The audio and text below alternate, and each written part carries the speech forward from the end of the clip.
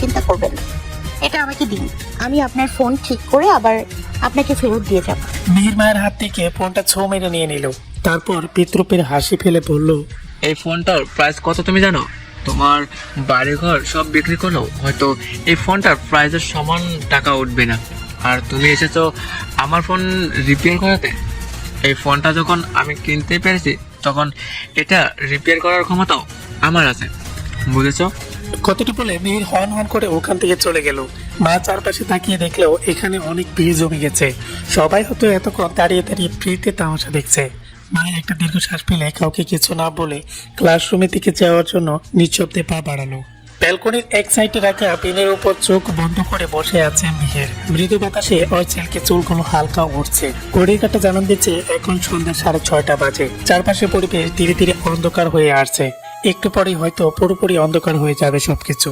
আর সেই অন্ধকারের মধ্যে বিভিন্ন রং বেরঙের আলো জ্বালিয়ে সেজে উঠবে অন্ধকারের আচ্ছন্ন শহরটা। ভার্সিটি থেকে ফেরার পর থেকে মেয়ের মনটা খুব খারাপ আছে। রাগের মাথায় তখন মায়াকে যেই কথাগুলো বলেছে তার জন্য ওর ভীষণ গিল্টি ফিল হচ্ছে। মিহির খুব ভালো করে বুঝতে পারছে যে আজকেও মায়াকে অনেকটা আঘাত করে ফেলেছে। মিহিরের এসব ভাবনার মধ্যে দরজায় অনবরত নক করার ফলে ওর ভাবনার মধ্যে ছেদ ঘটলো। ও চোখ খুলে মুখ থেকে বিরক্তকর একটা চর শব্দ বের করে বসা থেকে উঠলো।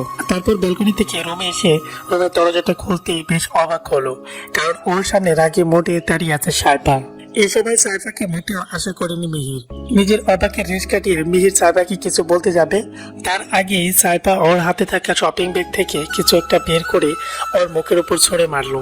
জিনিসটা মিহিরের গায়ে লেগে নিচে পড়তে যাবে, ঠিক তখনই মিহির ওটা ধরে ফেললো। তারপর হাতে নিয়ে জিনিসটাকে ভালো করে তাকাতে দেখলো একটা প্যাকেটিং করা নিউ ফোন।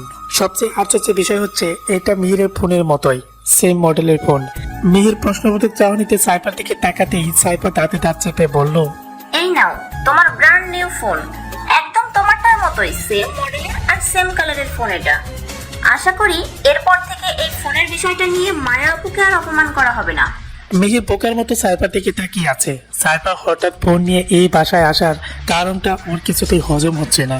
সাইফা আবার কর্কশ করে বলল, তুমি তো তোমার ফোন পেয়ে গেছো তাই না? এখন তুমি তোমার সো কল গার্লফ্রেন্ডকে ফোন করে দিয়ে বলো যাতে আগামীকাল ভার্সিটিতে এসে সবার আগে মায়া আপিকে সরি বলে, না হলে কিন্তু খুব খারাপ কিছু একটা হয়ে যাবে বলে দিলাম। মিহির প্রকোশকে বলল, কি বলছিস এসব তুই? তোর মাথা ঠিক আছে?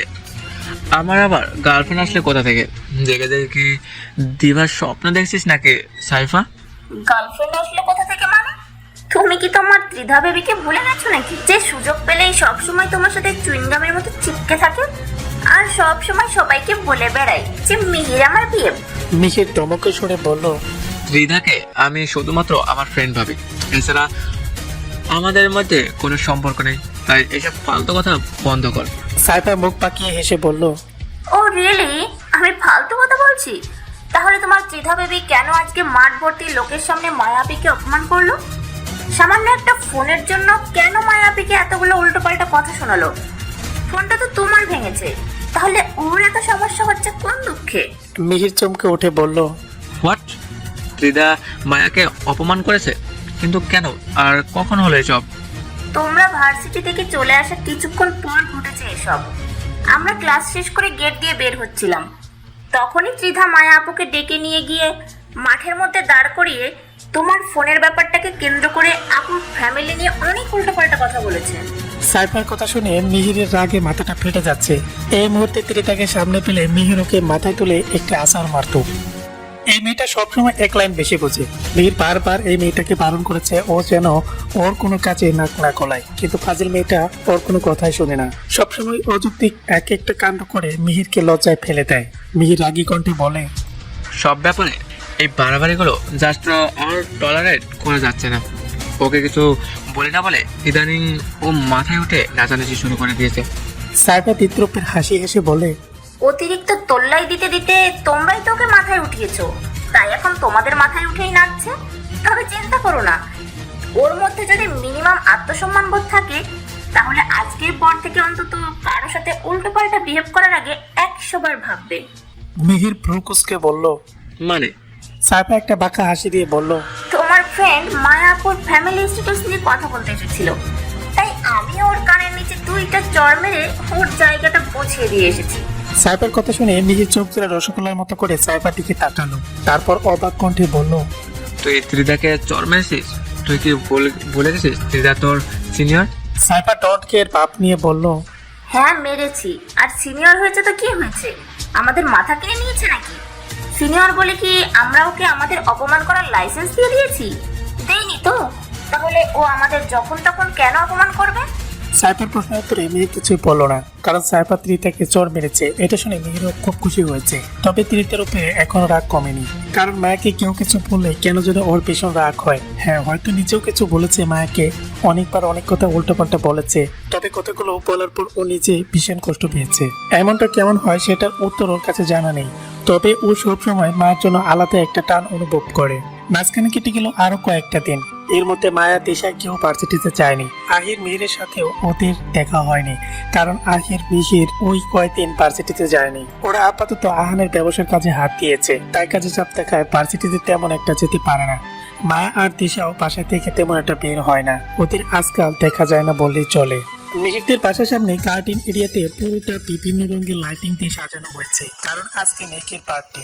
মীরা রহমান নিজের মেয়ের বার্থডে সেলিব্রেশন করতে কোনো কিছুর কমতে রাখেনি। উনি ওনার ফ্রেন্ড, আত্মীয় স্বজন, এমনকি পরিচিত সবাইকে পার্টিতে ইনভাইট করেছে। এটার অবশ্য অন্য একটা কারণও আছে। আজকে মীরা রহমান ওনার প্রপার্টির অর্ধেক মেয়ের নামে লিখে দেবে। এই বিষয়টা অবশ্য সবাই জানে, তবে কারোর বিষয়টা নিয়ে অবজেকশন নেই। সন্ধ্যা 8টা, পার্টিতে সবাই যা যা মতো কথা বলায় ব্যস্ত। হিয়ান এক পাশে দাঁড়িয়ে সফট ড্রিঙ্ক খাচ্ছে আর কথা বলছে। হঠাৎ আহানের চোখ যায় ওদের বাসার গেটের দিকে। গেট থেকে মায়া আর তিশা বের হচ্ছে। ওরা দুজন পার্টি এরিয়া থেকে এগিয়ে আসছে। দুজনে গায়ে সব সময়ের মতো নর্মাল ড্রেস, চেহারায় তেমন কোনো সাজসজ্জাও নেই। দুজনেই একদম সাদামাটা লোকে আছে, যেটা এরকম একটা পার্টির জন্য মোটেও মানায় না। মায়া আর তিশা এসে চুপচাপ এক সাইডে গিয়ে দাঁড়িয়ে পড়লো। আহান কিছুক্ষণ মায়ের দিকে তাকিয়ে থেকে একটি দীর্ঘশ্বাস ফেললো, আর মনে মনে ভাবতে লাগলো সময়ের এই অদ্ভুত নিয়মের কথা। আজকে কার বার্থডে আর কে সেলিব্রেশন করছে। আহানের হাত থেকে গ্লাসটা ওয়েটারকে দিয়ে ধীর পায়ে একটা নিরিবিলি জায়গায় চলে গেল। এখানে ওর ভীষণ অস্বস্তি হচ্ছে। বারবার মনে হচ্ছে যে ও সবকিছু জেনেও একটা অন্যায়কে সাপোর্ট করছে। হ্যাঁ, অন্যায়কে তো সাপোর্ট করছে। চোখের সামনে অন্যায় হচ্ছে দেখেও কেউ যদি চুপচাপ মেনে নেয়, তাহলে সেটাকে অন্যায়কে সাপোর্ট করাই বলে। রাত 9টা, একটু আগে কেক কাটা হয়েছে। মেঘ এক পাশে দাঁড়িয়ে ওর ফ্রেন্ডদের সাথে কথা বলছে। আহির, মিহির, হিয়ান সবার থেকে অনেকটা দূরে দাঁড়িয়ে আছে। ওদের কাছে এইসব বিষয়গুলো নেকামো ছাড়া আর কিছুই মনে হচ্ছে না। বাকিরা সবাই নিজেদের মতো পার্টি এনজয় করছে। আহান সেই যে গেছে, তারপর আর এখানে আসেনি। মায়া আর দিশাও একদম চুপচাপ হয়ে দাঁড়িয়ে আছে, কারোর সাথে তেমন কোনো কথা বলছে না। ওদের নিস্তব্ধতা দেখে মনে হচ্ছে এটা কোনো ঝড় আসার আগের পূর্বাভাস। ওদের চোখে মুখে চিন্তার চাপ। আজকে এখানে কি হতে চলেছে সেটা ও একটু হলেও আন্দাজ করতে পারছে। সব গেস্টদের কেক সার্ভ করার পর মীরা রহমান ফ্যামিলির লয়ারকে নিয়ে মেঘের কাছে আসলেন।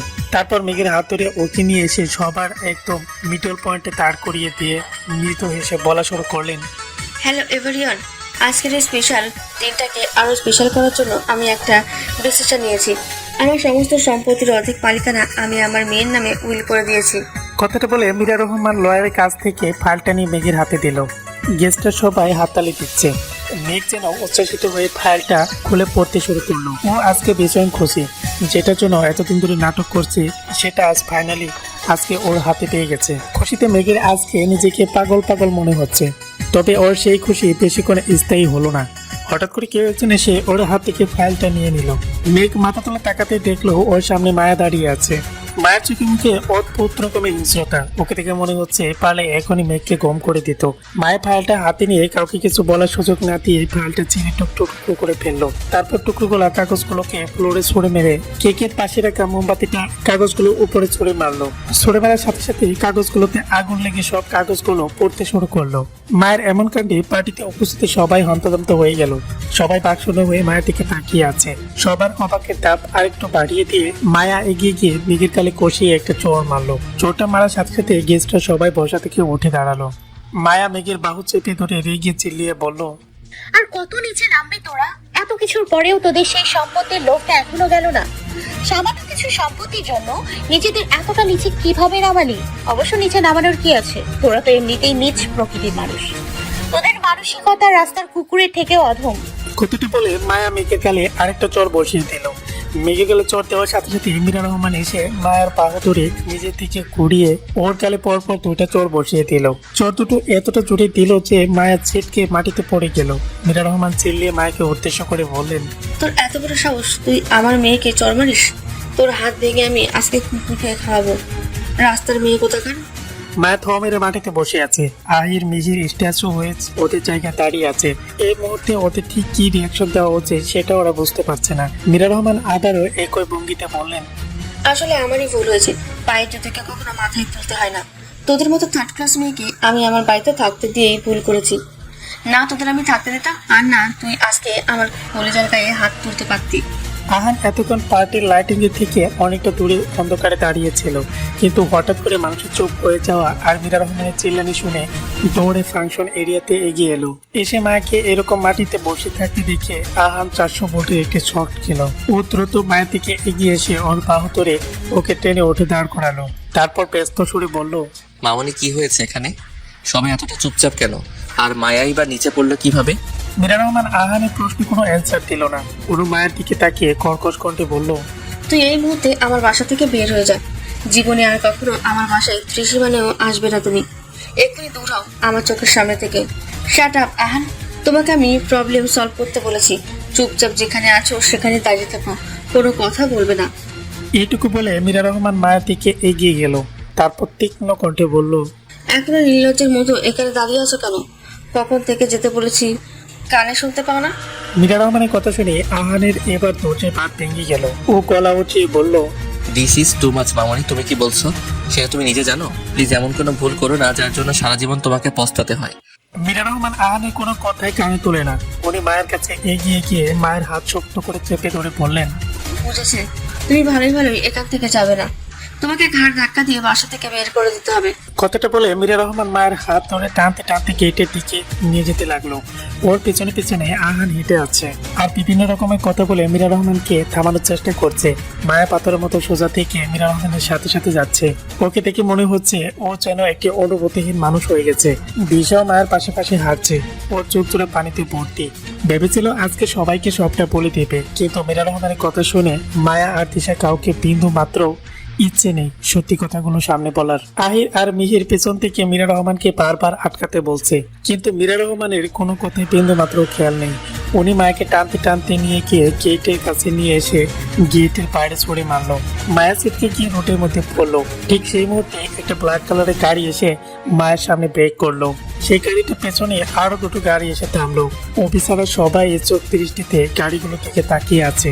শুধুমাত্র অভির ঠোঁটের কোণে হাসি। সামনের গাড়ি দরজা খুলে দুজন গার্ড বাইরে বেরিয়ে এসে মাঝের গাড়ি দরজা দুটি খুলে দিল। দরজা খুলতেই ব্লু রঙের স্যুট পরা মাঝবয়সী একজন লোক গাড়ি থেকে বাইরে বের হয়ে এলো।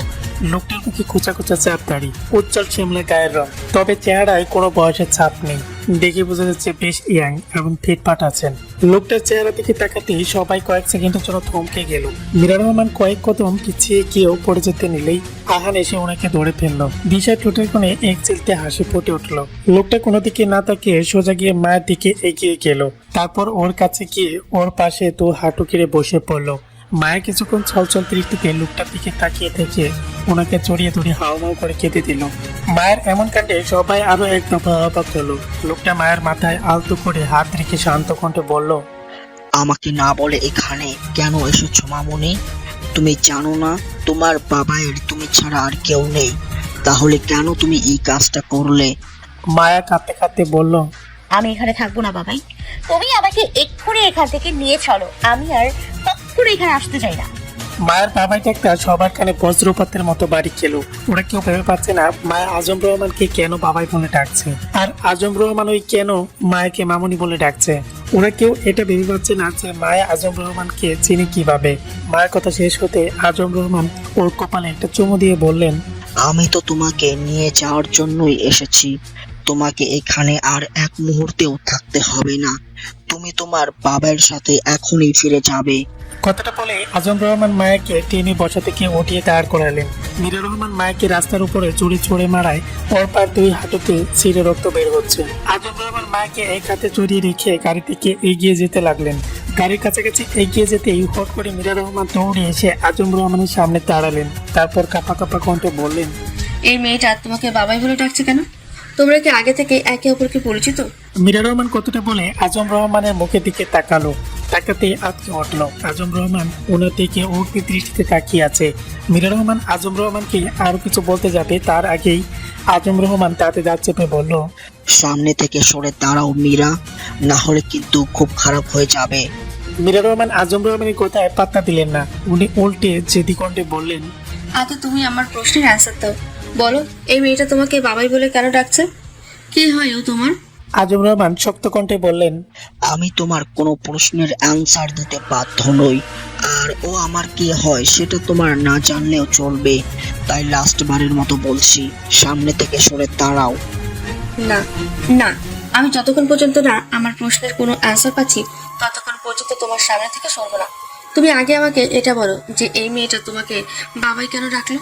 মীরা রহমান কথাটা শেষ করতে করতে সাথে সাথে পেছন থেকে অভি বলে উঠল। আপনার সব প্রশ্নের অ্যান্সার আমি আপনাকে দিচ্ছি। কথাটা বলে অভি এগিয়ে এসে মীরা রহমানের সামনে দাঁড়ালো। মীরা রহমান প্রস্তাবোধক চাহনিতে অভির দিকে তাকালো। বাকিরা সবাই উদ্রিক হয়ে তাকিয়ে আছে অভির কথা শোনার জন্য। অভি লম্বা একটি নিঃশ্বাস ফেলে বলল, মায়াই হচ্ছে মেঘ। এতদিন যাকে আপনারা মেঘ ভেবে এসেছেন সে হচ্ছে আমার ছোট ফুপির মেয়ে জেরি, আর মায়া হচ্ছে আপনার আর চাচুর একমাত্র মেয়ে তাসনুবা সাজায়েদ মেঘনা। অভির কথাটা সবার কানে পৌঁছাতেই উপস্থিতি সবাই স্তব্ধ হয়ে গেল। কেউ যেন নিজের কানে বিশ্বাস করতে পারছে না। আজকে সবাই শুধু একের পর এক অবাক হয়ে যাচ্ছে। আহির মিহির স্ট্যাচু হয়ে দাঁড়িয়ে আছে। আপাতত ওরা কিছু বলার মতো ভাষা খুঁজে পাচ্ছে না। আহান সোজা হয়ে চুপচাপ দাঁড়িয়ে আছে। এসব তো একদিন আগেই হওয়ার কথা ছিল। সত্য তো কখনো চাপা থাকে না। একদিন না একদিন সব সত্য সবার সামনে চলে আসে। মীরা রহমান হতভম্বিত দৃষ্টিতে ওপর দিকে কিছুক্ষণ তাকিয়ে রইল। তারপর অবিশ্বাস্য কণ্ঠে বলে উঠল, না, এটা কিছুতেই হতে পারে না। আমি তোমার কথা বিশ্বাস করি না। আমি আমার মেয়েকে চিনতে কখনোই ভুল করতে পারি না। মীরা রহমানকে আরো কিছু বলতে যাবে তার আগে আজম রহমান তার ছেলে সুরে অভিকে উদ্দেশ্য করে বলল, ছাড় তো অভি, কাকে কি বলছিস? ওকে এইসব বলে আদৌ কি কোনো লাভ আছে নাকি? ওর বিশ্বাস করায় আর না করায় তো আমাদের কিছুই আসে যায় না, তাই না? অভি একটা দীর্ঘশ্বাস ফেলে বলল, হ্যাঁ চাচু, তা অবশ্য ঠিক, বাট তোমার বোন আর তার অতি আদরের গুণধর মেয়ে যেই ডার্টি প্ল্যানটা করেছিল না, সেটা যদি সাকসেসফুল হতো তাহলে কিন্তু অনেক বড় একটা প্রবলেম হইতে পারতো। অভির কথা শেষ হতে আজম রহমান উচ্চস্বরে হেসে উঠলেন। তারপর তীক্ষ্ণ কণ্ঠে বললেন, এদের সাহস দেখে আমি বারবার অবাক হয়ে যাই। এতটা স্পর্ধা এরা পায় কোথা থেকে? কথাটা বলে আজম রহমান জেরিনের দিকে তাকালেন। জেরিন এক পাশে ভয়ে জড়ো জড়ো হয়ে দাঁড়িয়ে আছে। আজম রহমান জেরিনের দিকে তাকিয়ে বিদ্রুপের সুরে হেসে বললেন, তুমি আর তোমার মা এখন অব্দি নিজেদের শোধরাতে পারলে না, তাই না? এতগুলো বছর কেটে গেল অথচ তোমরা আজও নিজেদের পাল্টাতে পারলে না। তোমার মা নিজে তো মানুষ হলোই না, তোমাকেও ভালোভাবে মানুষ করতে পারলো না। আজম রহমানের কথা শুনে জেরিন ভয়ে একদম গুটিসুটি হয়ে গেল। আজম রহমান আবার বললেন, আর শেষ পর্যন্ত কিনা তুমি এখানে আমার মেয়ে সেজে এসে আমার নিজের মেয়েকেই এতদিন ধরে অপমান করে গেলে। আমার মেয়ের ব্যাপারে তোমার বিন্দুমাত্র ধারণা আছে? তুমি আমার মেয়ের ব্যাপারে কোনো কথা বলা তো দূরে থাক, আমার মেয়ের সামনে দাঁড়ানোর যোগ্যতা পর্যন্ত রাখো না, বুঝছো? আজম রহমানের কথা শেষ হতে অভি বলল, চাচ্চু, একে এসব কথা বলে লাভ নেই। তার থেকে বরং পুলিশ ডেকে দুই মা মেয়েকে ধরে জেলে ঢুকিয়ে দাও। কয়েকদিন জেলের ভাত খেলেই সমস্ত বাদ বুদ্ধি মাথা থেকে সুর করে বেরিয়ে যাবে। অভির কথা শুনে জেরিন দ্রুত পায়ে অভির সামনে এসে তুতলাতে তুতলাতে বলল, পুলিশ ডেকে জেলে ঢুকিয়ে দেবে মানে কি? কি বলছো তুমি এসব? এইটুকু সময়ের মধ্যে এভাবে পাল্টে খেয়ে গেলে কি করে? তুমি তো এই প্ল্যানে আমাদের সাথে জড়িত ছিলে। তুমিও সম্পত্তির লোভের জন্যই এখানে আমার সাথে এসেছিলে। তাই ভুলে যেও না যে আমাদের পুলিশে দিলে তোমাকেও আমাদের সাথে পুলিশে দেওয়া হবে।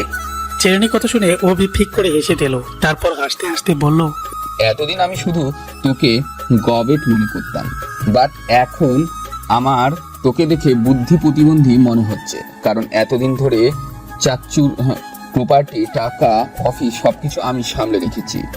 আমার যদি সম্পত্তি নেওয়ারই থাকতো তাহলে আমি চাইলে যে কোনো সময় চাচ্চুর সব সম্পত্তি নিজের নামে করে ফেলতে পারতাম। তাই কাকিমণির সম্পত্তি নেওয়ার জন্য আমার এখানে এসে এত নাটক করার কোনো দরকারই ছিল না। এই সমস্যার কথাটা এতদিন তোদের মাথায়